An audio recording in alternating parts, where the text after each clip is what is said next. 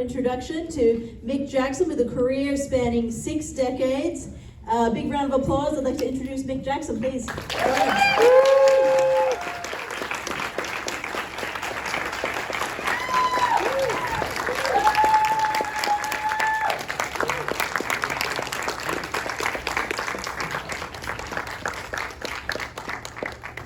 This is for you, Mick. I got this one right here for you. There you go. Come on up, take a seat. Hi. I gotta say, there's no better way to come to a screening of LA Story than to get stuck in traffic on the way here. I feel like that's isn't it perfect? So how did it feel to watch this film 33 years later? Wow, 33 years and 35mm too. I haven't seen it for a while on the big screens. It looked lovely. It's print. Yeah, good job. I don't know. It's very strange watching after all this time. It didn't do terribly good business. It did about 28 million when it came out, and people thought it just kind of disappeared into nowhere. But actually, you're here. You're watching it. It's still around. I don't know if it's the same for anyone. I thought I actually heard a couple of giggles and snickers. Did you actually find it funny after all this time? I think a lot of the little LA-isms still hold true today. It's probably a few new ones, but I don't know if this was the same for anybody, but this was like a family favorite movie for me. We had it on VHS, and we would watch it all the time. Is this the same for anybody? It's very strange. It's very much of its time.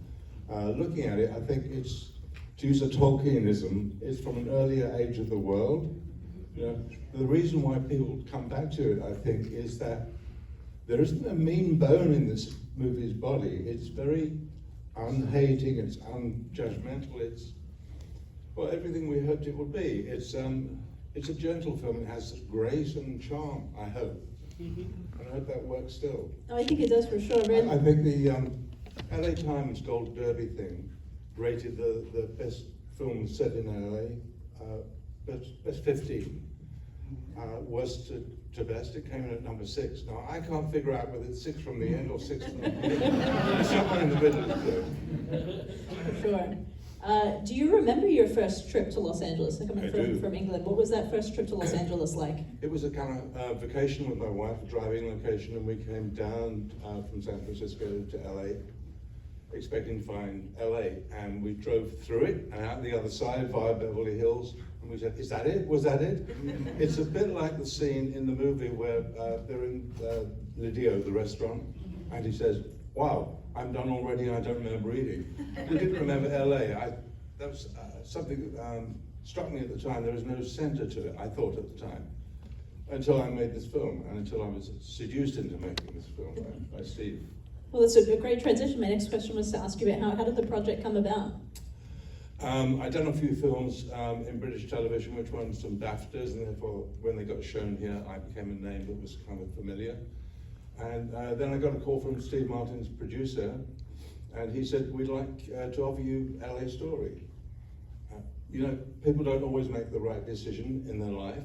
I can't imagine why I said this, but I read the script and I thought, this is amazing, this is beautiful. So I rang him back and said, I don't think I could do this.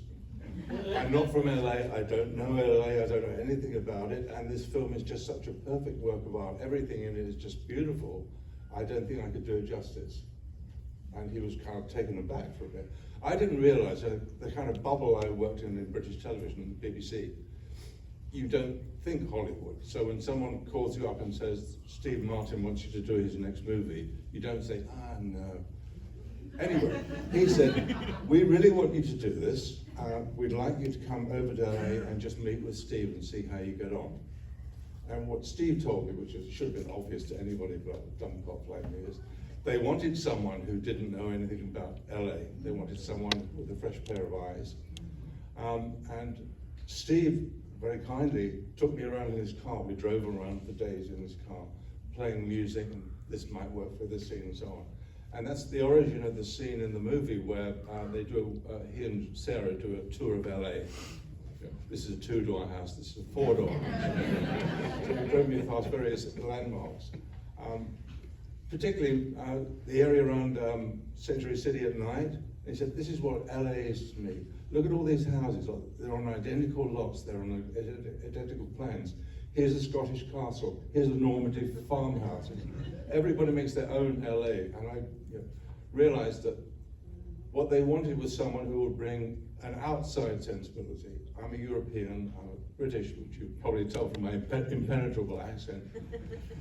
Maybe they'll have a fresh take on LA. So I said yes, and what I tried to do with this movie was to bring a European sensibility, the complete opposite of Starsky and Hutch, anything like that, blazing sunlight overhead midday.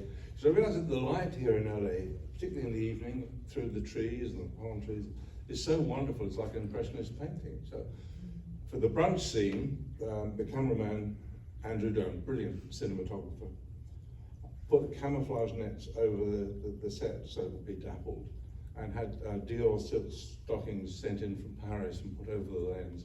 And we shot it so that in that scene where he touches Sarah for the first time, the touch, as it were, it should look like something European. The music is, the whole movie I wanted to give a kind of European sensibility and sense of, these are people doing silly things, but they don't care. There's a kind of nonchalance, insouciance, use another French word about it. They're in this blissful state of accepting themselves for the silly things they do. I'm from the kind of culture that nurtured Monty Python's Flying Circus, so I'm used to silliness. Silliness in a kind of sense of being holy or blessed. And so I really tried to bring that and give this French music that has wonderful, calm quality to it, like Charles Trenet, La Mer, and Django Reinhardt, the Hot Club of France, and Stefan Grappelli. It's kind of alien to LA, and yet somehow this bringing a different culture to bear on it, as if it were worth that effort, I think pays off. I think it has a kind of charm to it. Definitely. And LA Story has entered, as a phrase, has entered the culture, I think. I passed a billboard on the way here, an illustrated billboard. It's for somebody, we speak your language. And it was almost the poster of LA Story, a red sky and sunset and the silhouetted palm trees. It didn't say LA Story, but the image said LA Story. Well, I hope it doesn't make you change your life. It seems like things are pretty steady right now. I've been here for 30 odd years. I just love it. So what does that transition from, that you were initially recruited to the project for your outsider perspective, but now you're proper Angelino? Has your perception of the city changed at all? I still like being here. As I said, it seems to come from a different age. And while we were shooting LA Story, I was living in England, just renting a place on Mulholland Drive. It's a studio paid for. Wonderful view over the city at night in both directions. I lost my train of thought. What was the question? Oh, about whether your perception of the city has changed over time. Well, it's got nastier. Anyway, we got fed up with this traveling backwards and forwards. We said, why don't we move here where the work is, where the movies are made, and just give that a try. So we gave up our place in London. We moved here with our kids. And we sort of fell in love with it. But since then, I tried to, well, the terrible thing that happened was that immediately we landed here and made LA our home. The movies moved to Georgia and Bulgaria and the rest of the world.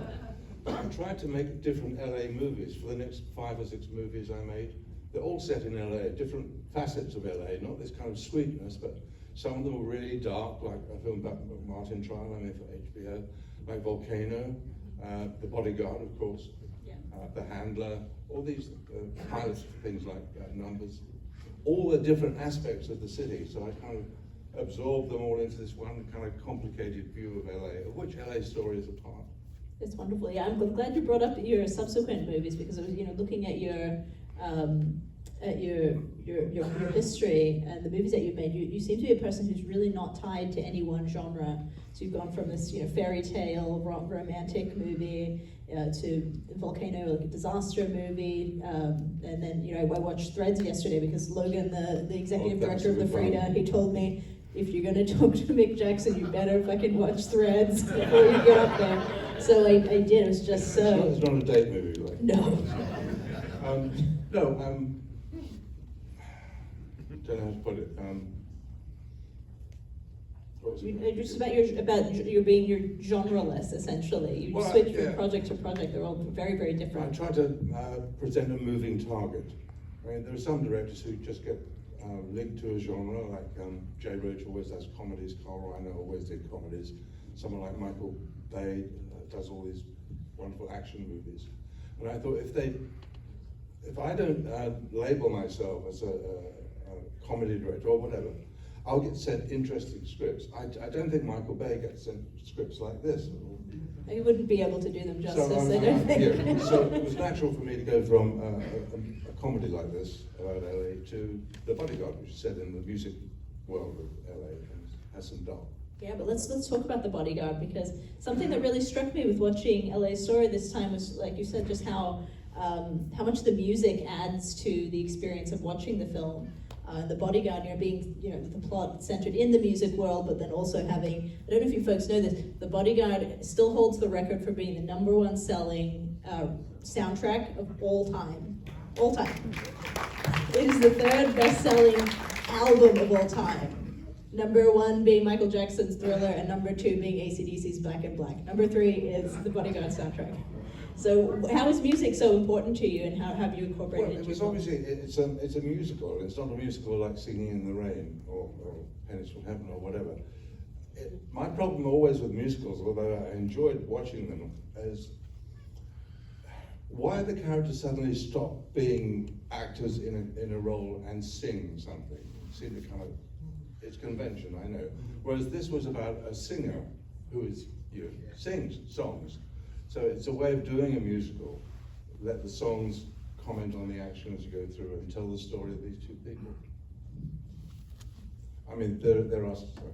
No, I was going to ask, how much control do you have over the use of music? You said when you drove around with Steve Martin, you were listening to different songs and sort of playing around with that. What's your approach with how you incorporate music into your movies?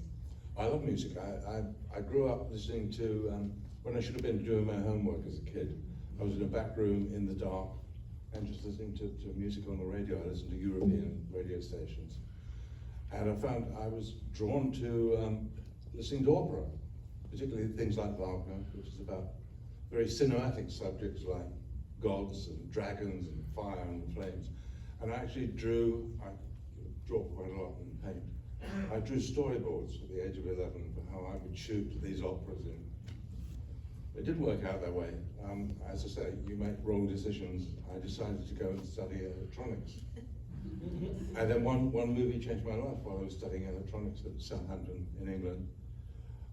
The student union, I was watching a film by Ken Russell. Do you remember, anybody remember Ken Russell? Very gifted filmmaker, but kind of very self-indulgent. I saw a very self-indulgent movie. It was about the composer Debussy. And it was about a film crew making a film about Debussy. Oliver Reed played Debussy, and he played the actor who was playing Debussy. And it was, I didn't realize you could do stuff like this. It was an all balls out kind of movie. Go for broke. It was a mix of the shenanigans in the film crew, in the hedonistic sexual revolution of the 1960s, trying to make a film about the sexual revolution and the shenanigans of the 1890s. And the director in the film, Vladek Scheibel, great actor, was always manipulating his actor into shooting this. And at the same time, he was playing Pierre Louis, who was a kind of Svengali-like person who affected and seduced and generally manipulated Debussy. This sounds kind of boring, but the idea that you could mirror the hedonism of the 60s and the 1890s was new to me. So the next day I called up a film school, one of the earliest ones in Britain, and said, I don't want to be an electronics engineer anymore. I want to direct movies. They said, well, we haven't had any electronics engineers applying for a postgraduate year. Okay, they took a chance on me. I became a film editor at BBC very quickly. And I started directing documentaries about early 60s, mid 60s. What was your first project as a director? I think it was a little film insert that went into a live TV program about medicine. I don't know what it was. But anyway, about the 1980s, I started making dramatised films for a science department of the BBC. That's where I ended up because of my degree. And I made Threads. I don't know if any of you are young enough old enough to remember this. The 1980s felt very much like now. Very dangerous, and anything can happen. And in that small space of years, the Russians invaded a neighboring country, like now. Reagan set in motion the Strategic Defense Initiative, Star Wars. The Russians thought that was a way of preparing to attack Soviet Union. The Soviets shot down a Korean airline. Everything very dangerous. At the same time, I was starting on my second marriage. We wanted kids. My wife was actually pregnant with our first daughter, and I thought, this is the world that we're bringing them into. It felt very dangerous, like the Cuban Missile Crisis had many years earlier. So I set out to make something about what would happen if this all went wrong, if there was a nuclear war. Nobody knew anything about this. This is a very little well-known, very little known fact, but papers came to light about the secret history of Britain in the late 90s, the 50-year declassification rule. That Churchill, after World War II, while he was Prime Minister, had ordered that nobody should say anything about nuclear war. The BBC, which was the only broadcaster then, couldn't make movies about it, they couldn't have discussions about it. And nobody knew anything, and nuclear war is, for me, a threat to my unborn child. It's something that's unthinkable, literally, that people can't think about it because they don't have the pictures in their head that give them any way of thinking about it in an informed way. So I tried to break this kind of ban, and I said, I'm going to make something that is as well researched as I know how. I'll talk to everybody. I'll talk to soldiers and spies and engineers and doctors and whatever about how it would be, and I will tell this truly without holding back at all, as you saw yesterday. It's very uncompromising. It's a mix of I can't bear to watch this and I can't bear to look away. But it broke that spell, and I'm glad I did it. And my daughter was actually due to be born on the night it went out on British television. She was late, as always in her life. But it was called the night that nobody slept in Britain. I'm glad I made it. And it still seems to be, amazingly, like LA Story. It has a life to it, and it's still there. And if you look at the comments on IMDb or something like that, people are still discovering it and watching it and thinking, oh my God, we can't let this happen again, which was the aim. Yeah, very effective for that reason. And I think a part of the impact for me was how it was shot as sort of a documentary style as well. Yeah. It was the idea of it was not to be able to get a clear picture of what was happening. Anybody seen Threads here? Yeah. It's on the Criterion channel. If anyone has the Criterion channel, you can stream it. Anyway, the idea is it's set in the 1980s in Sheffield, which is bang in the middle of Britain. You see a couple in their car overlooking the city, and they're heavy petting, and she gets pregnant. And the rest of the film is how she carries that pregnancy to term. You're telling her parents, telling his parents, and in the middle of that, a nuclear war happens, and you never really leave that circle of her parents and her and the people immediately around them. You don't get a God's eye view of it, as nobody would. You just go through this horrible experience. She gives birth alone in a farmhouse to this child, who then grows up over the next 13 years, and we see the next 13 years of the aftermath of a nuclear war. The child gets raped and then gives birth in the last scene of the film, and you don't see what she gives birth to, you only see her reaction. It's very hard, but it is uncompromising. Everything about it is true, and to their great credit, the BBC, the chief of my channel, sat down and watched it. He had one note at the beginning. He said, I think there's a dip in the middle of that scene. And I got not one single note from them. They said, is this true? I said, yes, it's true. I researched this, all this is true. They said, we'll put it out. So, rather dark after you've seen the film. But how does something like that, that's your foundation, your first really big project, how does that inform what you do later on as a Hollywood I got no. filmmaker? I'm sort of dragged screaming and kicking, not exactly, but into directing. I didn't push forward, but I got pulled in. Threads made me a name, and therefore I got to do things like work with Tommy Lee Jones on a co-production between BBC and HBO. A Very British Coup, which is something I did afterwards, and Double Helix, The Story of DNA, very different films. Very British Coup was a kind of political thriller. But they got seen here. Gary Oldman saw A Very British Coup and said, I want you to do my next movie.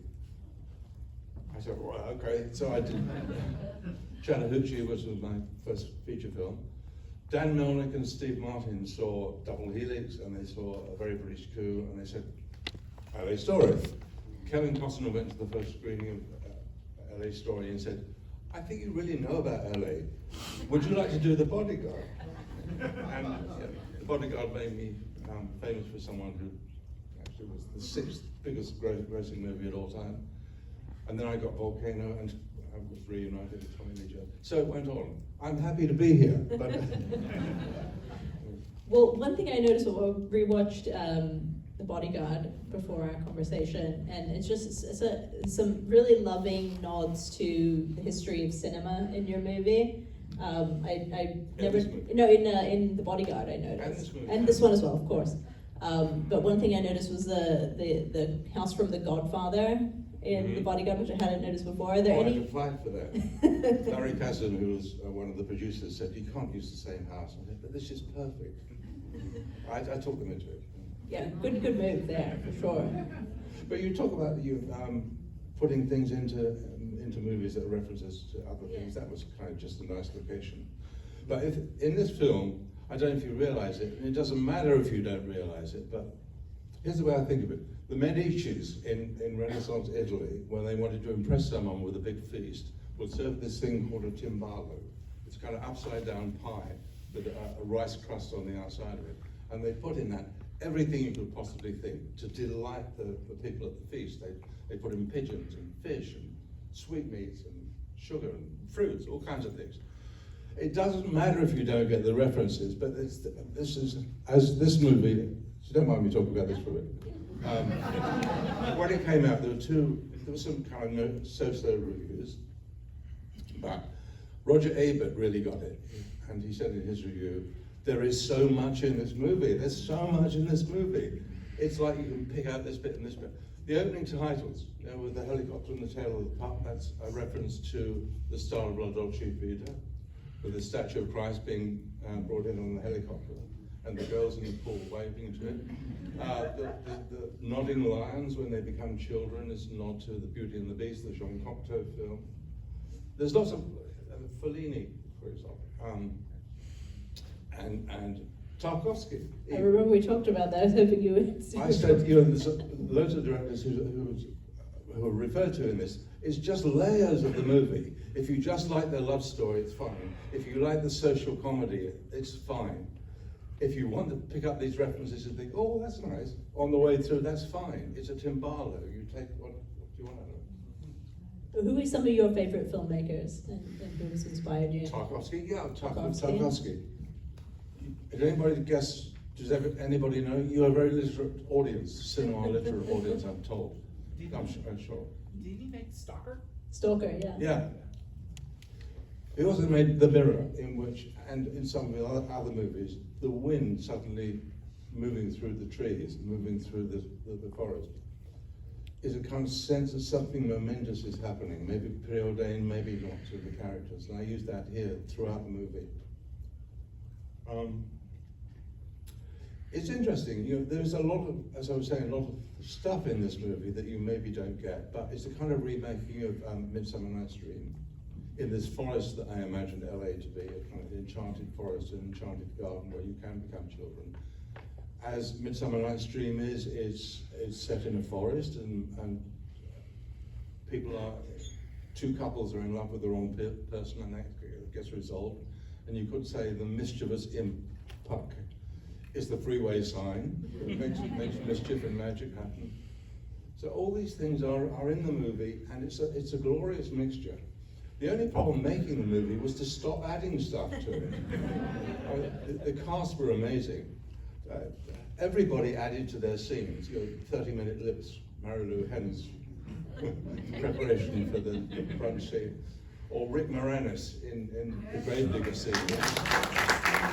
Like the scene out of Hamlet, obviously, and that's the worst Cockney accent I've had since Dick Van Dyke. No, we had a screening. Steve knows everybody. Had a screening for all his friends. A lot of comics, like Chevy Chase and Rick were there, and directors like Carl Reiner and Mike Nichols and so on for this screening. And Carl Reiner was just blown away by it. He'd done a lot of movies with Steve, like The Jerk and Man with Two Brains and so on. This is a piece of art. So, yes, but don't tell anybody. It doesn't matter. It doesn't matter. You put into it all you can to make this richness of it. So I've tried to do that, as I say, in all these different genres. Yeah, it's great success, I think. So, were there any other favorite films that inspired you? Yes, films I've seen recently. I love this year at the Oscars. I thought there was some amazing films. Oppenheimer and Barbie, obviously. But other things like Zone of Interest, I really liked. Poor Things, Perfect Days. Everything practically that was nominated for something like that. And also recently Civil War, that was very, very good. That mirrored for me something, an HBO movie I did about the CNN reporters who were trapped behind enemy lines in the first Gulf War in Baghdad, live from Baghdad.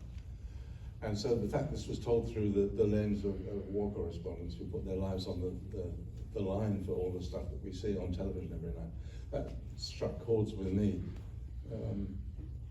And I love films about LA. As I said, I've made all these films.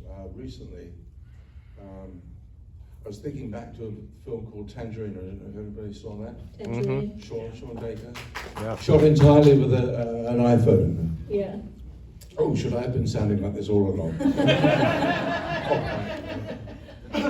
I love films that go for broke, and I think my favorite LA films are always things that are populated by a lot of differentiated characters, like Magnolia, like Chinatown. I actually wore the wrong T-shirt tonight. There was a festival at the American Cinematheque recently called Bleak Week, the Cinema of Despair. Chinatown was on the back of the T-shirt, and Threads was on the back of the T-shirt. Really depressing films. No, but I like neo-noir films like Collateral and Chinatown and what else? I'm still hovering around the number 6 in the middle. Yeah. There's some great LA movies. My favorite would be probably Mulholland Drive. Yeah. One of my favorite LA movies. There's so many good ones. Sunset Boulevard, a wonderful LA movie. Yeah. I think a lot of the really good LA movies have that sort of peek into They show do. business. Yeah, a lot of them do, and a lot of them also have this kind of neo-noir quality to them. I tried to make a neo-noir comedy with Dana Carvey called Clean Slate, about an amnesiac private eye, and shot it in LA, it was on my LA films. It didn't do well because it was at the point it was for MGM. The management of MGM was shifting from Alan Ladd Jr. to the new guys, so we kind of lost it in the publicity. But interesting to try making a movie that is about LA and well, I was going to go somewhere I don't want to go. Interestingly, Christopher Nolan saw the movie. Nothing happened to the movie. Are you telling me this is how Memento came about? Yes. No way. Yes. Apparently, he saw Memento. He saw Clean Slate. Whether he laughed at it, I don't know. But the idea of Memento came from that. Incredible. Wow. That's the business. I don't know. You can't plan it. I got dragged, as I say, into this by actors that I'd worked with, or actors who saw something and thought I might bring something to them, to the movie, who prodded someone and said, let's give them a shot at this. Well, incredible. I think we're all very grateful that you were dragged kicking and screaming into this illustrious career. I'd like to take a moment and get some questions from the audience. If the audience members have any questions for Mick, I'll give this to you. Somebody in the middle? Yeah, there's a few. So there's like 5 people. Who has money? Yeah, let's go right here. Hello.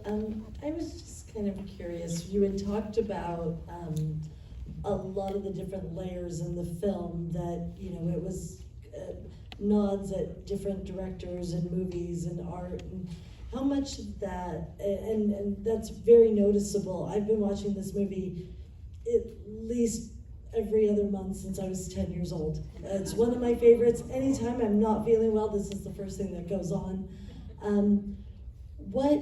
And I've learned so much from it. What was that kind of a collaborative effort between you and Steve, or was it written into the script? And Whatever anybody tells you, every movie depends on upwards of.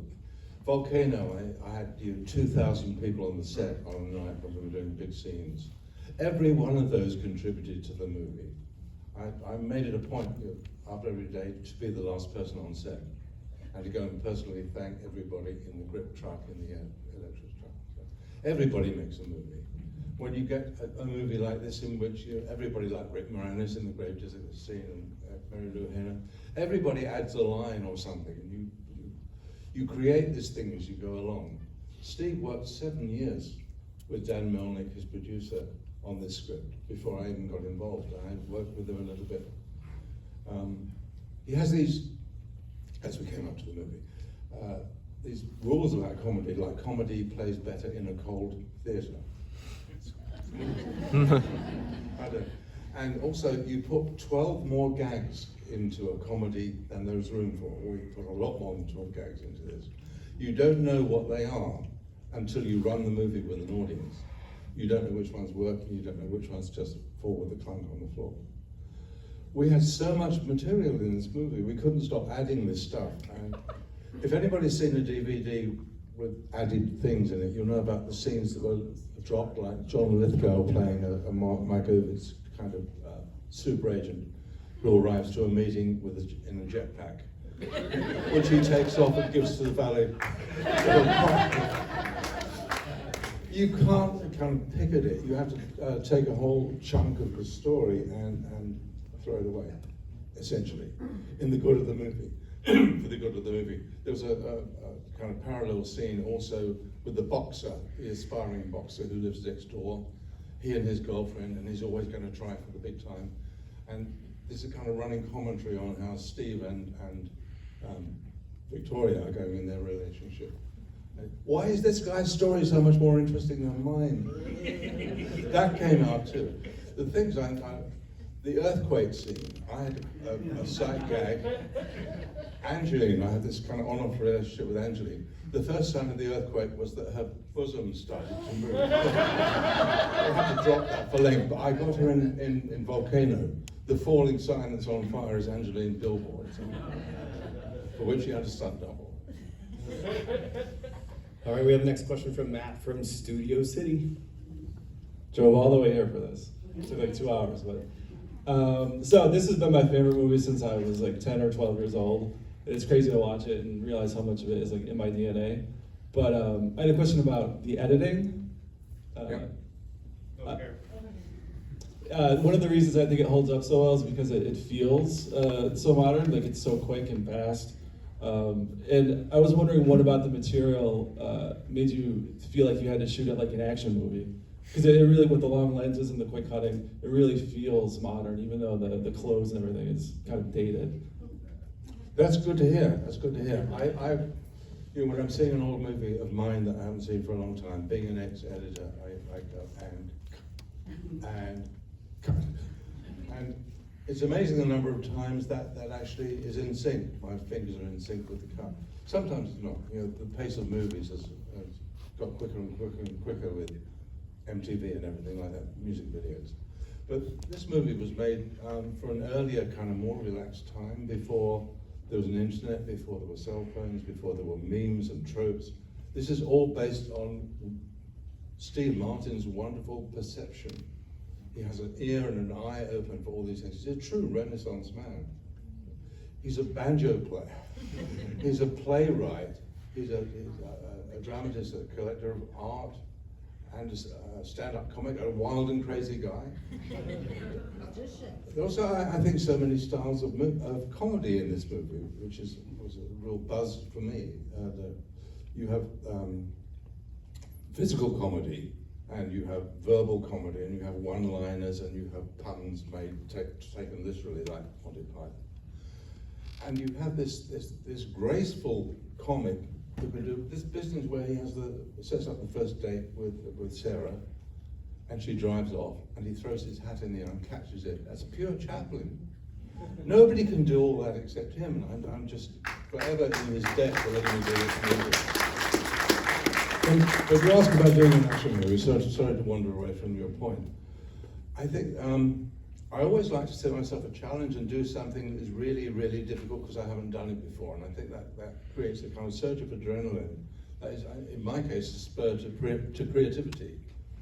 Sheer terror is a way of getting the best out of yourself. I don't know if I can do this, but I really do want to. I think that's interesting because there's always as I gather from talking to actors, there's a point where they're reading a script, where they decide whether they're going to take this movie or not. And it's not the entire story, it's just one scene, or even one line, or one word, or a stage direction that says, to them at least, this is my key into the movie. That's happened to me in movie after movie after movie. There's a challenge there. Can I do this? And have I done this before? If not, why not do it now? So I tried to follow that line, to go from political thrillers to spy movies, whatever. It's paid off so far. Okay, we have Deborah from Santa Clarita next. She asks. Hi, over here. I was curious, what are some of your personal favorite references and jokes in the movie? Your favorite references and jokes in the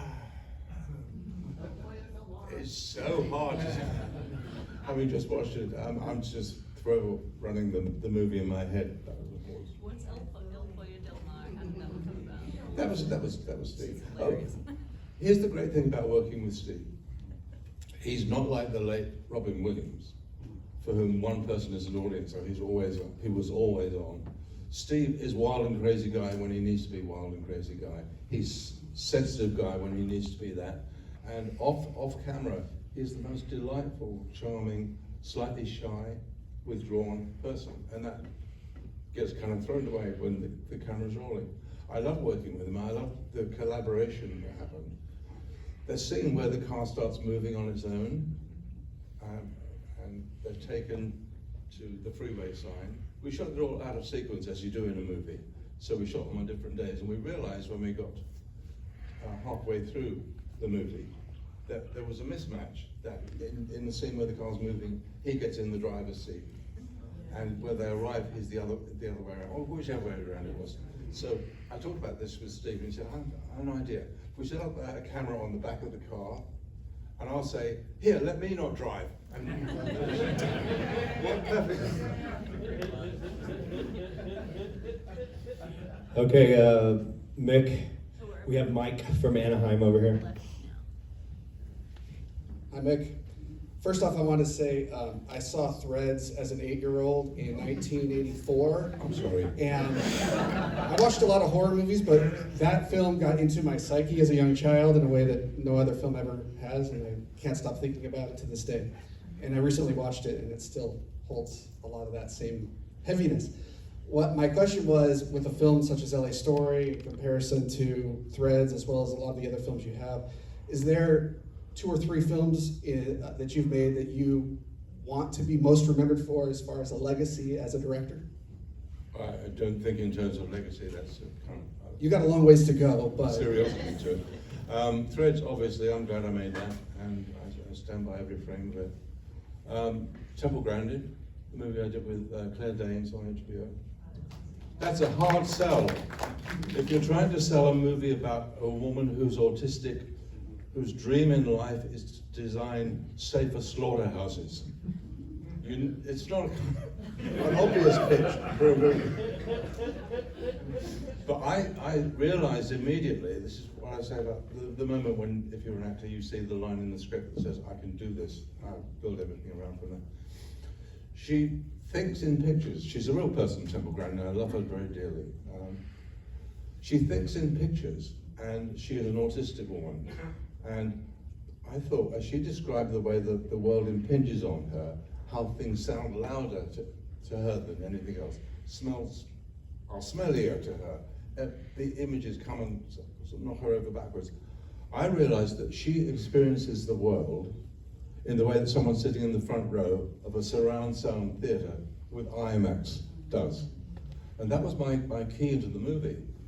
I would shoot it from her point of view and make everything, you know, with all the fast cutting techniques, her association of things in her head, and the loudness of the sounds, even tiny sounds that are like a howl round or acoustic feedback in a microphone, to put it in your face so you understood it, and to try and do that with grace and humour too, so that it's actually quite moving, I think. And Claire Danes was just wonderful. We had a screening for Temple after the film was complete, in a screening room with some executives from HBO. And everybody was watching her, she was just quiet and just glued to the screen. Anybody seen the movie, Temple Grandin? There's a scene where she's explaining to David Strathairn that any single word just kind of triggers off a whole series of visual associations. It's not just one word. And she reels them off, and it's a close-cutting sequence. Anyway, we watched her watching the movie. The lights went up at the end, the credits rolled, and everybody's looking with her. She doesn't looking at her, and she doesn't say anything, and everybody's getting rather nervous. Like me. And I said to her, Temple, what's your reaction? She said, oh, it's great, it's terrific. I love that scene where you did so and so, and then the camera moves back here, and then you cut to this. And she had memorized the entire movie in her head and could run backwards and forwards like running on an editing machine. And I realized, well, this was the right thing to do. And the great thing about that movie, and you don't normally get feedback like this, which is wonderful, from the audience in movie theatres all over the world, but I have been approached after screenings for that movie, Temple Grandin, by parents who have said, thank you, I never understood what my child was experiencing until this moment, and I can now love them and be part of their experience and try and... That's the best thing you can do. All right, Mick, we have Kyle from Los Angeles. Thank you very much. I join the legions of people in here for whom this is their favorite movie. I have a question. It's granular. It's about one scene that's fascinated me for a couple of decades. It's when Steve Martin says, life is a tale told by an idiot, full of sound and fury, signifying nothing. And it hits a poetic, almost haunting note there. And the way it's shot makes it feel like it was planned to hit that emotional chord. But then the way it's edited, the second shot to the cat looks like a still maybe. It feels like you found it in editing. It's a really effective moment. I wanted to know if that was something you planned or if it's something you found or... No. No? No. The cat wouldn't cooperate. It is a still of the cat. I cringe every time I see it in the movie.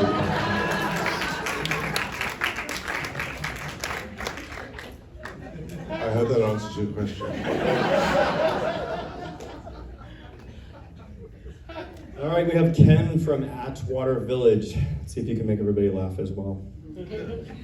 That's a lot of pressure. My question is, regarding genre and your career, did you ever revisit any genre, or was it always new? And I kind of want to add, saying that this film has, what did you say? It was a phrase like, harmless bone in its body, or a mean bone in its body. That is such a beautiful way to describe this film, and I wonder if you ever wanted to make another film that doesn't have a mean bone in its body. It's hard in this present climate, I think, it would be hard to make a film like LA Story again. I can think of all sorts of things that we would have put in addition in the timbalo of this, but no, I think you, as you age in the business, as you get different scripts, you discover different things in yourself, different movies that you would like to make, and they're not always feel-good, warm movies like this. They're kind of harsh, underbelly movies. I've done a lot of that in TV pilots in LA, so that's the kind of balancing LA to this. I've done a couple of comedies. I have done, I think, probably the worst movie ever made, and the least funny comedy ever made, which is something just about the time of the dot-com boom. Silicon Valley was just getting started, and it was a film called The First 20 Million is Always the Hardest. That was about people who made their fortunes and the kind of craziness of the lifestyle and the seminars and incubators and everything. And it landed at Fox, and I had a beautiful script, which is very funny, by Gary Tisch, and wanted to shoot it. But it was satirical in some of the ways that LA Story is satirical. And the studio said, satire is what dies on Saturday night. And that was the start of 3 years of development hell, in which you have to face every day the decision, do I go ahead with this, which is becoming less and less the movie I want to make and less funny, given that I've invested so much of my time and they might give me a green light tomorrow. And they gave me a green light eventually. And it was dragged, screaming, and kicking. I keep wanting to say click. It bombed as it deserved to. It was awful, awful. I think 6 people saw it. You probably can't even get it on streaming. But it wasn't funny anymore. You have to go while the iron is hot, and has taught me to be aware of the development process that actually squeezes any goodness out of the movie. Now, in between that and LA Story, I did the Dana Carvey movie, allegedly the source of Memento, and really enjoyed that. It was a beautiful, funny script by Robert King and his wife Michelle, the Kings who did The Good Wife and have now a career in television doing funny, wonderful, very funny. All right, Mick, we have some more people that drove out here for you. We have some more people from LA. We've got Deandra and Jazzy. They've got a question for you. Hi, thank you. See you. So first I want to say, again, with everybody in the room, I've been watching this for a long time.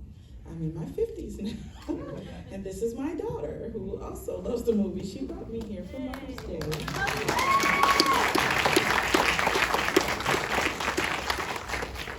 And I want you to know that maybe, even though you didn't write the script, I want you to know that I do a lot of these things from the movie for my whole life, and I didn't realize that this is what I do. So I don't do 30-minute lips, but I do. Before I walk out of the house, I look at the mirror, and I turn, and if I see something, I take it off. This is how I get dressed to go out. In my next movie. And then I also realized that I am a spinner and a twirler on the beach. I also do it in my house. I have a friend named Sandy, and I literally spell her name big S. Little N. I have to tell you about this. Sarah Jessica Parker was just such a wonderful experience for me. So it's made it's a big impact in my life. So my only question is, and you kind of touched on it just now with your previous answer, but would we do this again? Would we reboot it, recast new people? We can't do it, right? Don't go back. It's my motto, don't go back. Yeah, and it's a great lesson. Can I just say something about Sarah Jessica Parker? This was her breakthrough, this movie. She had been a child actress, and the very, very brilliant casting director, Mindy Marin, said, why don't you get this young girl in for a chemistry degree with Steve? And she came in very shy, and they read that scene where she spells her name, big S, little a, and the chemistry was electric between them. And I said, you got this, you nailed this. I will only give you one direction in this movie. Use all of her airhead energy physically. So don't go into a room and sit on the bed. Dive on the bed. Don't go with him. Leap into his arms. Leap on his back. Go in through the window in order to get in the car. Twirl, bounce, bounce, bounce. And that's the only direction I ever had to give her. She just saw this, and as you know, she's done quite well. How much time do we have? How much time do we have? How much time do we have? One or two more questions? Oh, I just wanted to ask, you said this was a collaborative effort where everybody was adding something to the script or adding something during filming that was their own contribution. What were your contributions? I said action. Did you add anything that was like just for you? Yeah. Well, all kinds of. The way the thing is staged is very much in the director's hands. That's not necessarily in the stage directions in the script. So the feeling of the movie, the visual feeling of the movie, the references to in Ariel, his friend next door's house. It's a kind of Cézanne kind of mural. There were these when he's roller skating in Latimer and goes past a bust and torso, and in that cut, it's a different torso looking the other direction. That's from Battleship Potemkin, Eisenstein. Just little things like that.